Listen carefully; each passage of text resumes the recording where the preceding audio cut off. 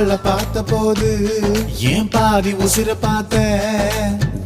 உயிரும் தான் பேசும் பாஷையே மூச்சுக்குள்ள கேட்டேன் அவ எதிர வந்து நின்னா என் மீதி உசிர தருவேன் பார்வை படிக்கிற தூரம் போதுமே பக்தன் போல கிடப்பேன் அவ சிரிச்சா வெளிச்சா உருவாகும்